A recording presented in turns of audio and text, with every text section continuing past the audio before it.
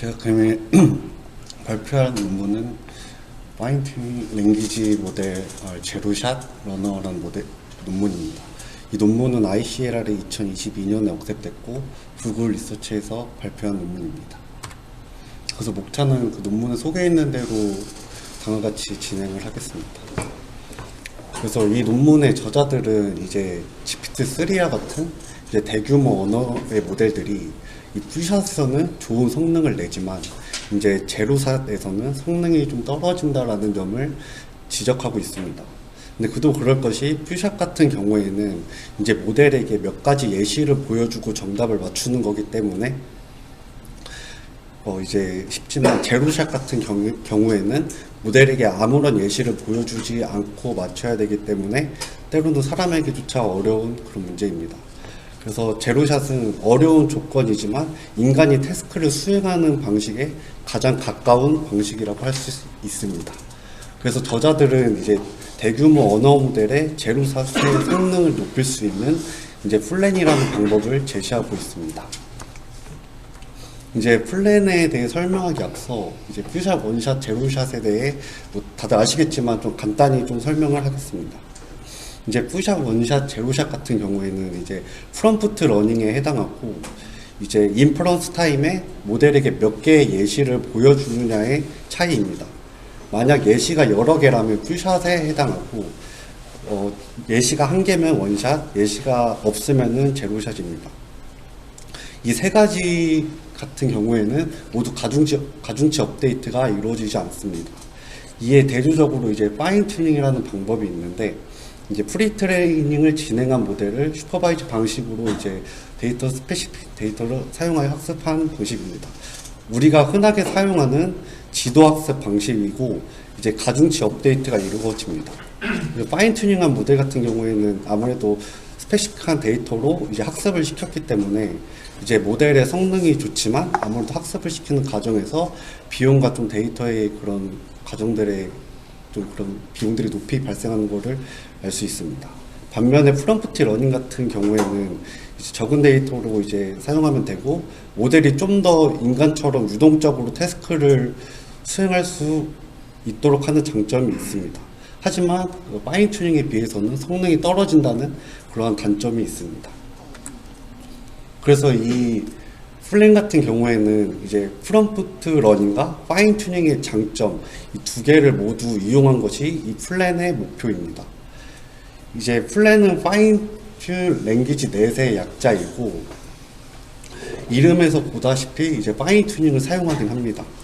그래서 플랜의 핵심은 이제 모델에게 지시사항 즉 인스트럭션을 이제 가르치는 게 메인 아이디어이고 모델이 이 인스트럭션을 따르는 그 방법 자체를 학습을 한다면 즉 언신데이크 태스크 즉 처음 보는 작업을 만나더라도 이제 인스트럭션을 따라서 이제 태스크를 수행할 수 있다는 아이디어입니다. 그래서 이 모델에게 인스트럭션을 따르는 법을 가르친다는 게 핵심이고 이것을 인스트럭션 튜닝이라고 부릅니다. 인스트럭션 튜닝에 대해서 자세히 말씀드리면 이제 모든 NLP의 태스크들은 이제 지시사항으로 표시될 수 있다라는 사실에서 아이디어를 가지고 옵니다. 예를 들어 감정 분류 테스트 같은 경우에는 이 영화의 후기는 긍정적인가 부정적인가라는 문장으로 표시될 수 있고 번역 태스크 같은 경우에는 안녕하세요를 중국어로 번역하라 라고 표시될 수 있습니다.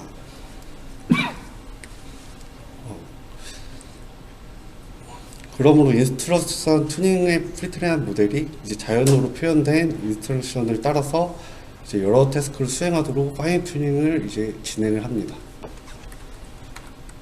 이제 이게 그 예시인데요. 이제 빨간색 박스로 쳐져 있는 부분이 이제 인스트럭션의 부분이고 이제 인스트럭션을 넣었을 때 타겟과 같이 이제 결과가 나오도록 이렇게 학습을 진행하는 겁니다.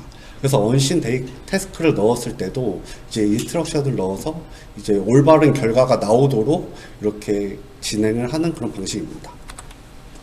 그래서 이 데이터 셋 같은 경우에는 이제 뭐 새롭게 데이터 셋을 구성한 게 아니라 이제 기존에 존재하던 데이터 셋들을 이제 클러스터 단위로 묶습니다.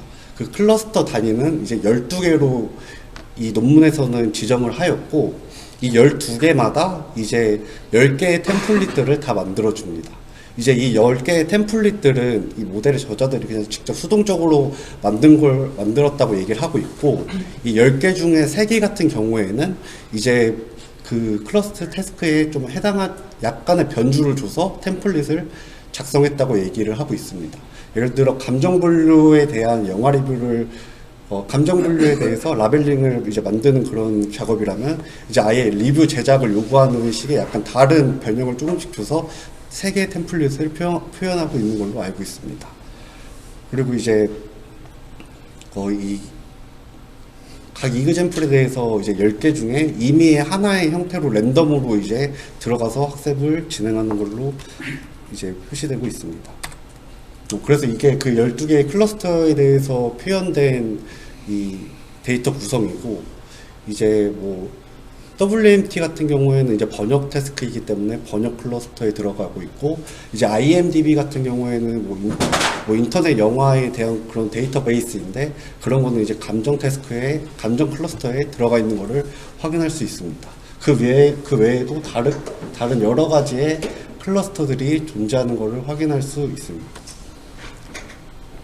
그래서 여기서는 이제 또 한 가지 그 클래시피케이션 옵션이라는 거를 주는데요. 이제 아무래도 이 모델 같은 경우가 약간 디코더 올리 모델이기 때문에 모델의 그런 텍스처를 생성하는 데 좀 더 특화된 그런 모델입니다.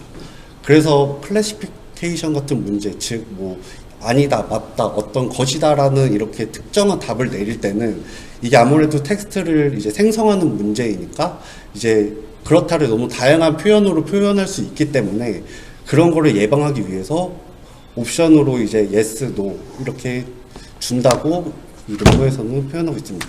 그래서 이 예시를 보시면은 이제 다음과 같이 이제 그런 지문이 있고 인스트럭션을 주고 텍스트에 대한 옵션을 줘서 이제 옵션에 대한 결과로 나올 수 있게 이제 표시되고 있습니다.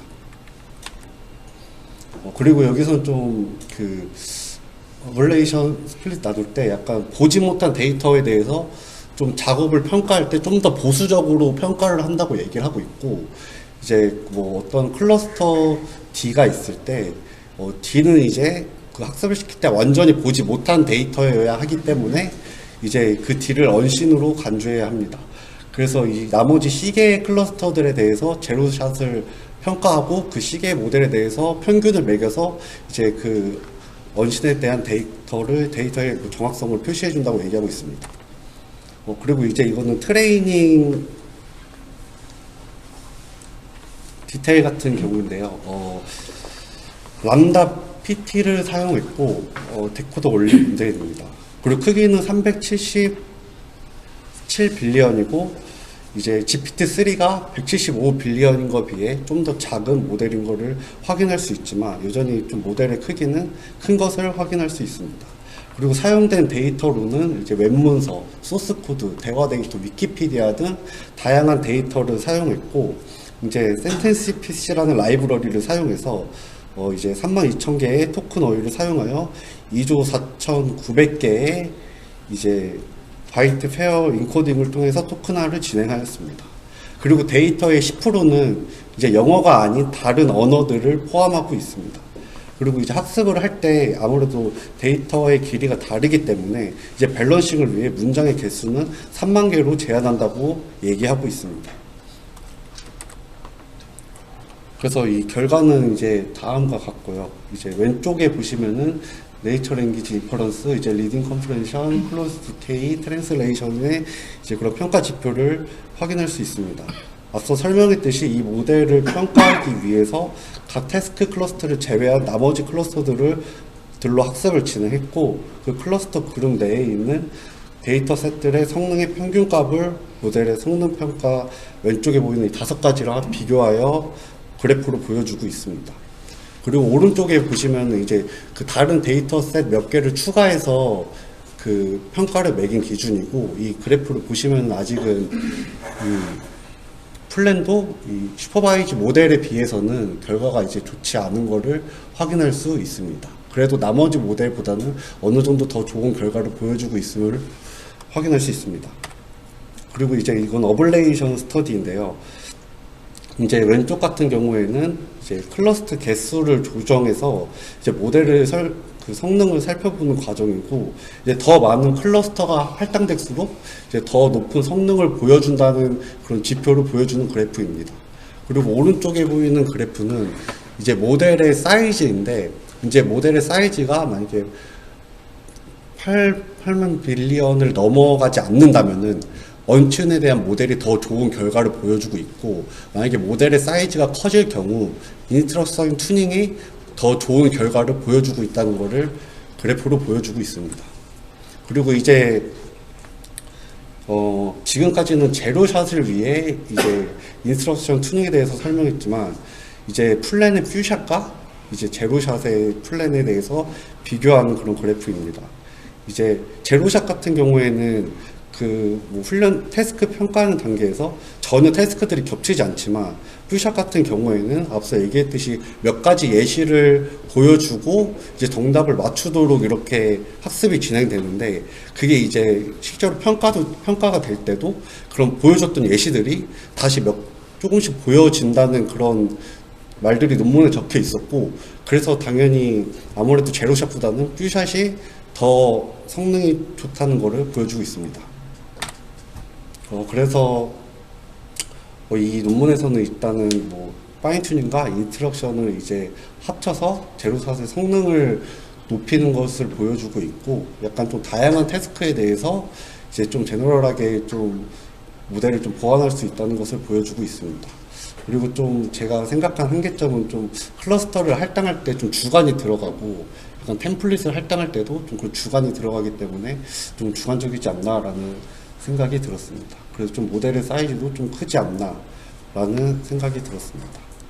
그래서 제가 이 논문을 접하게 된 거는 이번에 스탠포드에서 체스 에이전트라는 그런 엑스레이를 보고 이제 그 엑스레이에 대한 판독물을 만들어주는 그런 논문이 하나 있는데, 그 논문에서도 인스트럭션 튜닝을 이제 사용했다고 얘기가 돼 있어서 그거에 대해서 이제 좀 더 알고 싶어서 본 논문을 준비하게 되었습니다. 그래서 거기서도 보면은 좀 인스트럭션 러닝으로 이제 클러스터를 좀 다양하게 뭐 런캐드, 뭐 에어, 뭐 이런 식으로 좀 묶어가지고 그거를 이제 인스트럭션으로 주고 하는 식으로 약간 데이터가 구성되어 있는 거를 확인했습니다. 그래서 그런 좀 인스트럭션을 줬을 때 그 경우에 전에 있었던 스탠포드에서 발표한 논문도 결과적으로 좀 더 판독을 더 잘하는 거를 제가 좀 의사적으로는 판단하지 못하지만 어느 정도 좀 좋은 결과가 나온 거를 확인할 수 있었습니다. 네, 일단 제가 발표한 건 여기까지입니다. 네, 코멘트 플랜이라고 엄청 유명한 논문이긴 한데요. 뭐 관심 있으신 분들은 읽어보셨을 텐데, 뭐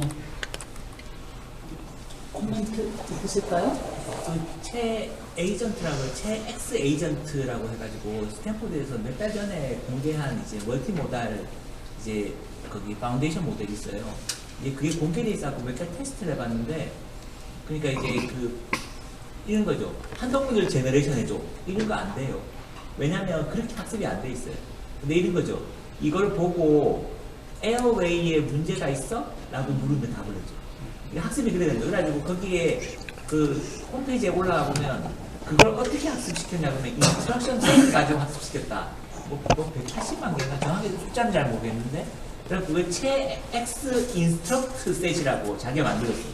그러니까 이제 여러 가지 랭귀지 모델을 가지고 저렇게 자연어 처리로 다 만든 거죠. 그러니까 판독문은 그대로 나와 있는데, 판독문이 있고 영상이 있는데, 이제 영상을 주고 거기다가 이제 자연어로 질문하는 거죠. 왼쪽 펜 괜찮아? 네, 이게 우리 결과지가 있으니까 판독문에서 추출한. 그래서 그런 식으로 만들어 놓은 셋을 가지고 학습을 하니까 더 잘 되더라 라는 게 이런 플랜 논문에서부터 출발해가지고 실제로 걔는 데이터를 그렇게 다 바꾼 거예요.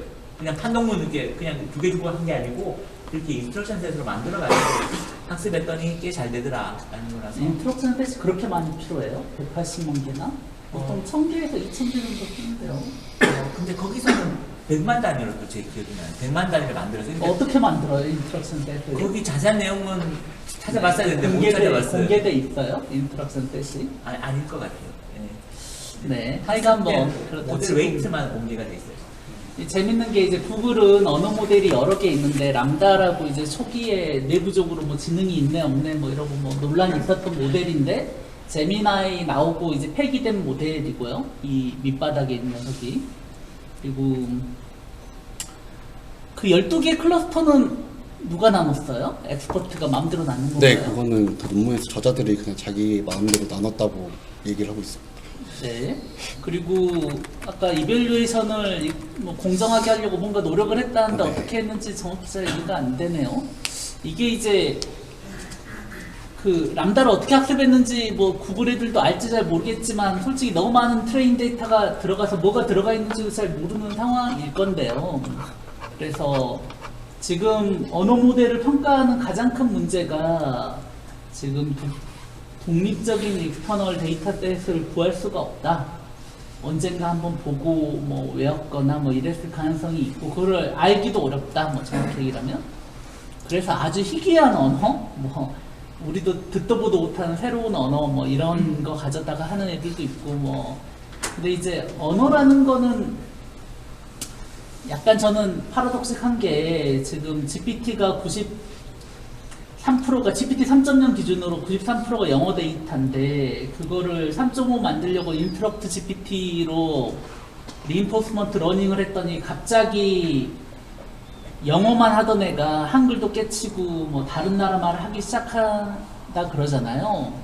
그 얘기는 실제로 언어의 어떤 추상적인 언어 개념, 인간은 모든 사람들이 언어를 하잖아요. 뭐 다 조금씩 다른 언어를 하지만 근데 그걸 누가 가르쳐 준 게 아니라 옆에 사람이 하는 얘기 듣고 언어를 하는 거잖아요. 어린애, 아주 어린애, 영아 때 얘기를 하면. 근데 진짜로 언어를 배우는 건 엄마한테 물어볼 때 아니냐. 뭐 엄마한테 이게 개야, 뭐 고양이야 이렇게 물어보면서 한글이나 영어나 뭐 각자 언어의 디테일을 깨치는 거고 아예 처음에 어린애가 그냥 들리는 귀로만 배우는 거는 언어의 디테일이 너무 없는 거 아니냐 뭐 이런 생각이 좀 들었어요. 저는 리인포스먼트 러닝으로 GPT 자체가 여러 언어를 하게 되는 것 자체가 뭔가 좀 언어학적으로 저도 잘 모르겠는데 그 만든 애가 트윗 올려가지고 자기도 왜 이게 갑자기 리인포스먼트 러닝 GPT 3.5 되니까 영어 말고 다른 말도 하는지 자기도 모르겠다 누가 좀 가르쳐달라 뭐 이런 트윗 올렸잖아요. 뭐 그런 것도 매우 심오한 얘기이긴 한데요. 그리고 인스트럭션 튜닝이라는 게 뭐 태스크를 뭐 이렇게 해서 플랜식으로 가는 것도 방법이긴 한데요.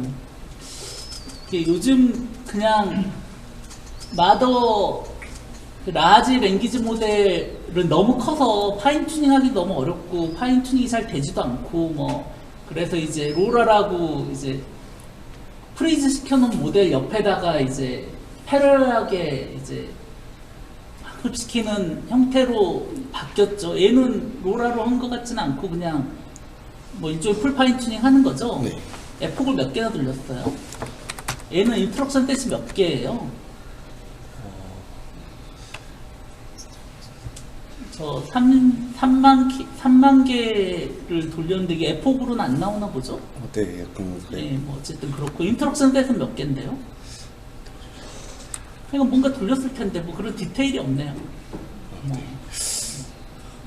그리고 137 빌리언은 연구실 레벨에서는 할 수가 없어요. 연구실은 뭐 7 빌리언 뭐 그레이던트 정도. 스텝은 나와 있네요. 3반권 그레이던트 스텝이. 이게 아마 에폭을 하나도 안 돌려 한 에폭도 안 돌리거나 뭐 돌려봤자 한두 에폭. 라지 랭귀지 모델은 에폭을 한두 뭐 많이 돌리면 세 에폭 정도 돌려도 학습이 된다는 얘기가 있고 아까 스케일링 로우 한번 볼까요? 이게 여기서부터 문제가 이제 연구실에서 스케일링 로우 하나 있었잖아요. 여기 이제 라지 랭귀지 모델은 일단 모델이 너무 크잖아요. 그래서 A180기가짜리 4개나 뭐 H100 4개에서 8개짜리 머신들이 이제 이걸 학습할 때 필요한데요. 그래도 이제 재미삼아 돌리기엔 너무 큰 모델이라 저 스케일링 로우에 대한 논문을 쓴 사람이 있어요. 오픈 AI 있을 때 써서 엔트로픽으로 창업해서 나간 사람이 있는데요. 인저자가 창업해서 나갔는데 그 사람 스케일링 로우 논문은 꼭 읽어보셔야 되는데 거기 보면 인풋 데이터 어쨌든 이거의 핵심은 이머전트 어빌리티인데요. 사이즈가 얼마 이상 커지면 안 가르쳐주는 뭐 제로샷이나 퓨샷 같은 걸 하게 되는 이제 이머전트 어빌리티가 생기는데 스몰 모델에서는 안 생기지만 라지 모델에서 생긴다는 게 첫 번째고, 두 번째가 모델 사이즈가 커질수록 더 퍼포먼스가 좋아지고 데이터가 커질수록 더 좋아지고, 이게 스케일링 로우가 있다는 거예요. 스케일링 로우는 모노토닉하다는 뜻이에요. 데이터가 많아지면 성능도 좋아진다 뭐 이런 뜻이에요. 뭐 로그 스케일이냐 뭐 이런 것도 다른 얘기지만 그냥 일단 리니어라고 생각하는 거고, 그래서 세 가지 데이터 모델 하나가 뭐죠? 이 세 개가 스케일링 퍼포먼스랑 스케일링 로우가 있다는 걸 증명을 했어요.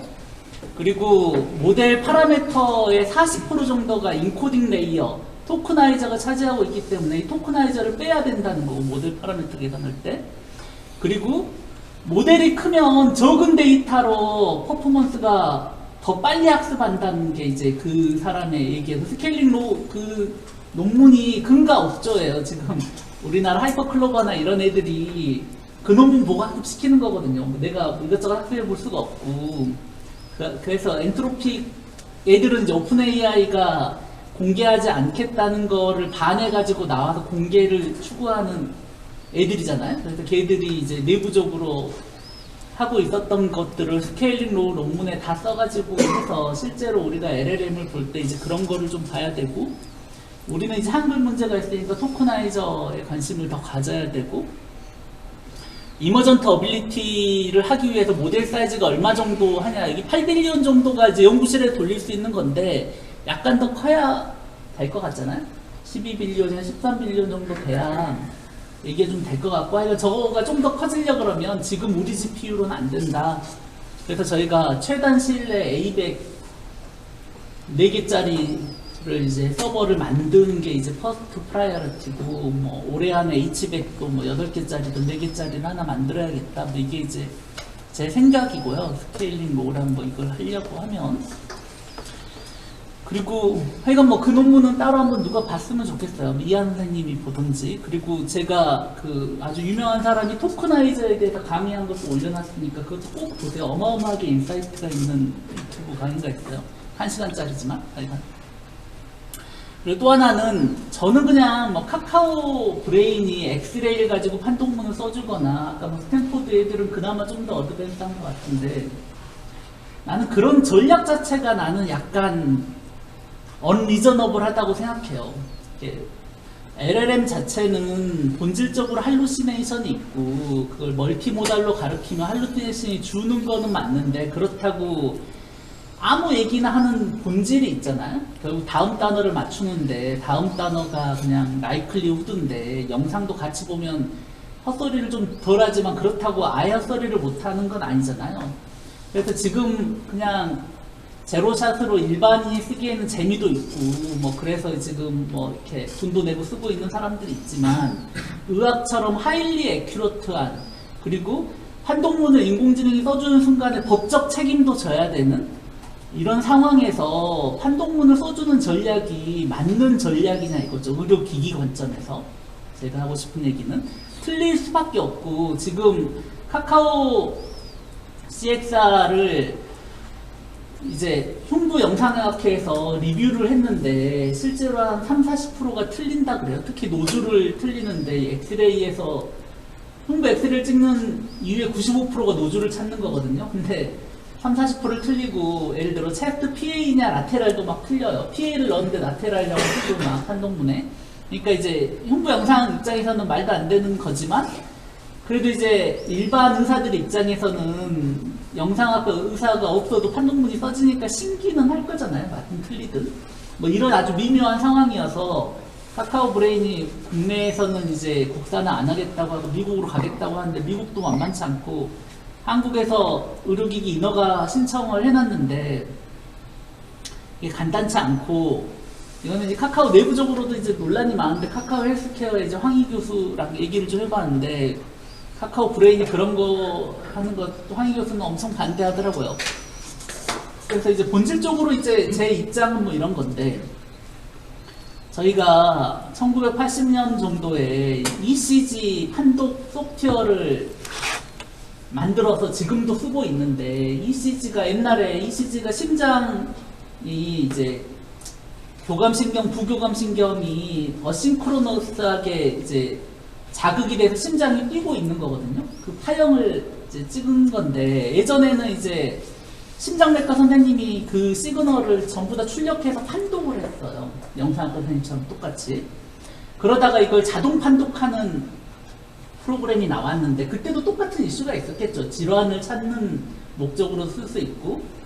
근데 지금 ECG 판독은 어떻게 쓰고 있냐면 트루 정상을 빼는 목적으로 쓰고 있어요. 그래서 판독량 대부분은 정상이기 때문에 트루 정상을 빼서 이거는 죽었다 깨어나도 정상이기 때문에 의사가 판독할 필요가 없고 얘가 이상하다고 한 것만 심장내과 의사가 판독하는 식으로 쓰이고 있거든요. 이거는 의료에서 뭐 심장내과 의사가 바보라서 아니면 그 프로그램이 애큐러시가 떨어져서 그런 게 아니라 병원에 들어올 때 이런 시스템들이 본질적으로 가지고 있는 한계가 있다는 거예요. 이게 어마어마하게 정확해도 난 심지어 사람보다 정확해도 그렇게 쉽게 못 들어올 거라고 생각을 해요.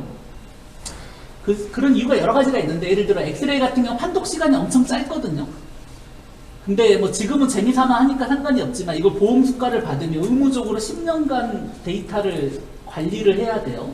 그러면 인공지능이 찾아놓은 데이터를 의사가 무시할 건지 억셉트할 건지가 기록에 남아요. 10년 동안. 그래서 내가 의사가 무시해도 문제고 그리고 인공지능이 뭘 찾았는데 이게 맞는지 틀린지도 맞춰야 되고 못 찾은 것도 찾아야 되잖아요. 그래서 의사 입장에서는 인공지능이 미리 찾아놓은 거를 보는 순간에 시간이 더 걸려요. 더 큰 문제는 인공지능이 뭔가를 찾았는데 무시해서 6개월에 다시 찍었더니 커져서 런캔서가 나왔어요.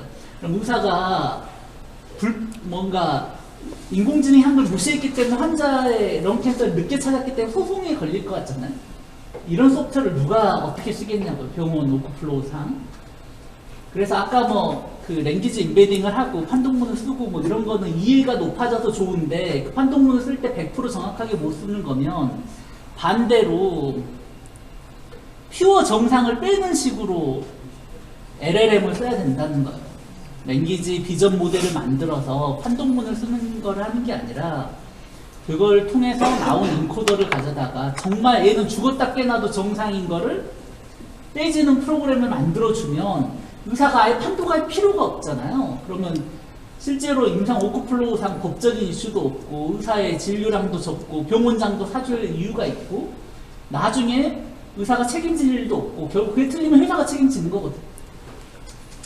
그리고 이거는 옛날에 심장내과에 상판했던 거고 근데 지금 사람들이 이제 인공지능의 이제 퍼포먼스에 취해서 나는 이게 자율차랑 똑같다고 생각하는데 자율차가 운전을 못하는 건 아니지만 가끔 사고도 나고 지금 더 큰 문제는 우리가 쓰고 있는 도로 자체가 자율차용으로 설계된 도로가 아니고 어떻게 움직일지 모르는 엄청 언스테이블한 사람이 운전하는 차들과 자율차가 같이 다니고 있잖아요. 이런 상황에서 자율차가 100% 안전할 수가 없거든요. 자율차 자체 기술적인 한계도 있지만 기술 만능주의자들이 이제 기술을 가져다가 뭔가 막 쓰려고 하는데 테슬라가 아무리 해도 지금 아직도 2.5단계를 안 넘어가잖아요. 3단계, 4단계 넘어가는 게 간단치 않듯이. 근데 이게 진짜 들어오려면 시스템도 또 고쳐야 된다고 생각해요. 자율차도 마찬가지고. 기술의 문제라기보다 이건 정책과 시스템의 문제라고 생각하는데 똑같은 기술을 의료에 들어올 때 판독, 뭐 우리가 스크리닝 세팅에서는 99% 이상이 정상인데 이거의 반만 의사가 볼 필요 없이 100% 정상이라고 빼주면 판독량이 반으로 줄잖아요. 그리고 의사는 맨날 정상 나오니까 그래서 비정상 나오면 모래사장에서 바늘 찾기니까 오히려 못 찾아요. 사람이라는 게 원래 그렇게 튜닝되는 거거든요. 근데 정상을 많이 빼주면 질환일 확률이 높으니까 또 질환이나 어텐션 맵 같은 것도 그려주고 그러면 좀 더 잘 찾을 수도 있겠죠. 그래서 좀 더 의학 프렌들리하게 생각해야 되고 그게 이제 하다못해 카카오 브레인 안에 의사들도 많고 뭐 그런 입장인데도 우리랑 생각이 너무 다른 거죠. 적어도 저랑 생각이 다르고 뭐 황희 교수라든지 뭐 이런 황희 교수님도 서울대 의대 교수 하시다가 때려치고 카카오 헬스케어 CEO로 갔잖아요. 근데 이제 그런 거를 보는 관점이 의학의 워크플로우와 법적 책임과 지금의 정확도, 이거는 인간보다 더 정확해진다고 해결될 문제는 아니라고 생각해요. 지금 자율차도 사람보다 더 안전하다잖아요. 사람이 사고 나는 것보다. 근데 이런 공리주의적인 관점이 실제로 사람이 사고를 내면 여태까지 법적 제도적으로 그런 걸 다 커버해 왔기 때문에 아무 문제가 없어요. 뭐 보험이나 뭐 다른 식으로 해결해 주는데, 인공지능이 사고를 내면 이거는 대박이거든요. 사람보다 사고를 덜 낸다고 해결된 문제가 아니라는 거죠. 그러니까 뭐 이런 컨셉이 좀 있고, 어쨌든 뭐 이런 어프로치들은 굉장히 중요한데, 저는 약간 관점을, 랭귀지 만드는 건 좋은데 뭐 그걸 가져다가 정말 포지티브한, 예를 들어 뭐 이런 거잖아요. 뭐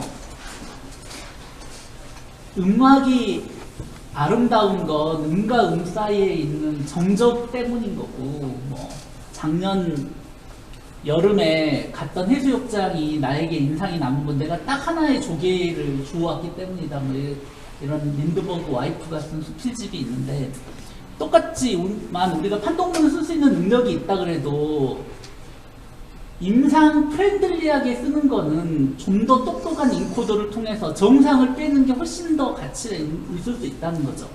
그리고 판독문을 정말 잘 써주게 되면 뭐 신이, 엑스레이란 모달러티가 이렇게 센서티버티가 70%밖에 안 되기 때문에 신이 와도 잘하기 어려운 모달러티라고 하지만, 어쨌든 하여간 뭐 그게 이제 저는 첫 번째 어프로치라고 생각하고요. 얘가 좀 길어졌는데, 어쨌든 뭐 플랜 뭐 굉장히 좀, 이것도 이미 옛날 얘기고 2022년은 이제 올 23년에 너무 많은 일이 있었기 때문에 22년 논하기 좀 어려운 얘기긴 한데, 뭐 어쨌든 꼭 레퍼되는 논문이긴 하고, 어쨌든 스케일링 로에 저 이머전트 어빌리티가 어디서부터 생기고 어느 사이즈에서 어느 크기로 학습해야 생기고 그런 거에 대한 논문이 있어요. 그 논문들은 꼭 읽어보시고요. 거기가 시작이다. 네. 한 가지 첨언을 하면, KCR이라고 이제 거기 컨그레스 오브 코리안 레디올로지 이제 그 큰 학회가 10월달에 있거든요. 그 10월달에 제가 제안을 하나 했는데, 이름을 이제 Bring Your Own X-ray Bronx라고 해가지고, 이제 이제 어떤 오픈되어 있는 이제 웨이트를 갖고 이제 자기가 이제 엑스레이를 가져와가지고 넣어보고 결과를 보고 이제 거기에 대해서 고찰하는 이제 그런 걸 제안을 했어요. 그래가지고 아마 될 것 같은데, 되면 이제 여러분들 중에 관심 있는 분들은 좀 조교로든 아니면 강사로든 좀 참여해줘가지고 같이 준비해봤으면 싶고요. 이게 왜 중요한가를 이제 제가 말씀드리고자 하는 거는, 이제 영상학과 교수님들이 깜짝 놀란 상황이 발생한 거예요. 이게 왜 그러냐면, 요즘에 원격 판독이라고 되게 많이 늘어나가지고, 원격 판독은 어떤 거냐면, 이 병원에서 영상학과가 없어요. 이 영상을 찍어도 판독해줄 사람이 없으면 외주를 줘요. 외부에 있는 영상학과에다가 이 영상을 전송해서 받게 된 결과물이 뭐냐면 판독물인 거예요. 근데 사람 생각해봐요. 어떤 인공지능이 우리 모르는데, 사람인지 인공지능인지 모르는데 영상을 보다 결과를 받아봤는데 꽤 그럴듯해 라고 하면 이제 심각하게 받아들이는 거예요. 아, 얘가 나를 대체할까? 옛날에 어떠냐면 아주 특정한 태스크만 이제 해줬는데, 지금은 나를 대체하는 걸로 처음으로 받아들일 수 있는 뭔가가 나온 거예요. 예, 그래서 이런 거는 한번 선생님들이 직접 사용해보고, 아까 전에 말씀해주셨더니 좀 잘 안 된다라는 거 보곤 하지만 어느 순간 기술이 계속 발전하거든요.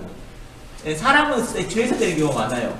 예, 그런데 이 기술이 계속 발전하기 때문에 이제 그때 받아들여질 순간이 이런 거죠. 판독문 생성.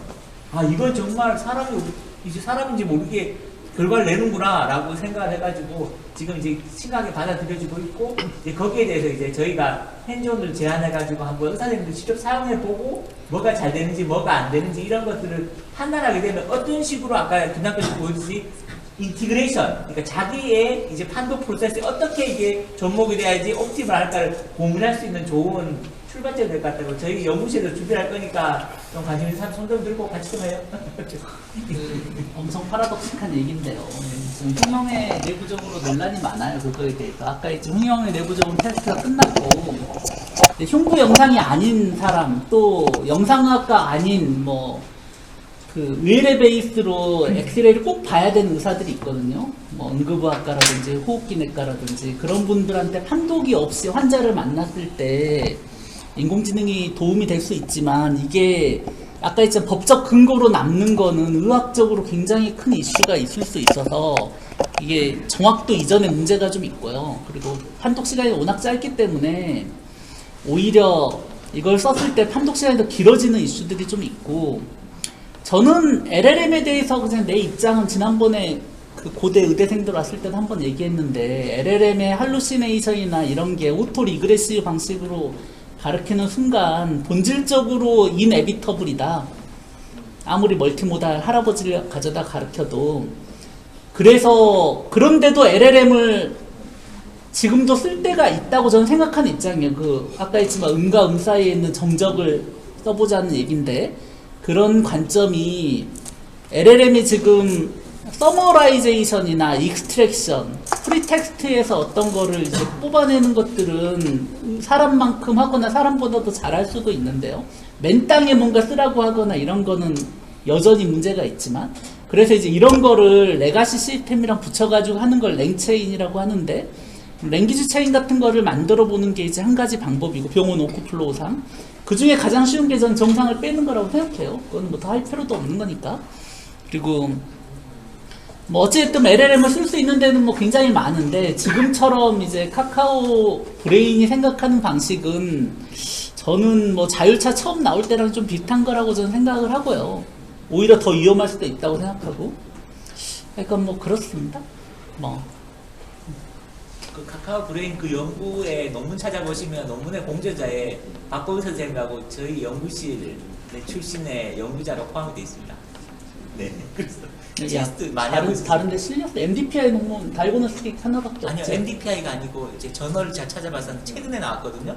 어디에 카카오 나왔어요? 브레인 거기 박범이라고 딱 적혀 나오더라고요. 이게 MDPI가 하나 실렸고, MDPI가 아니었습니다. 다이고노스틱스. 네, 다이고노스틱. 그게 MDPI요? 그거 아니었는데 한번 찾아갖고 올려놓을게요. 네, 있었습니다. 네. 그러니까 anyway 끝났네. 수고하셨습니다. 네, 수고하셨습니다.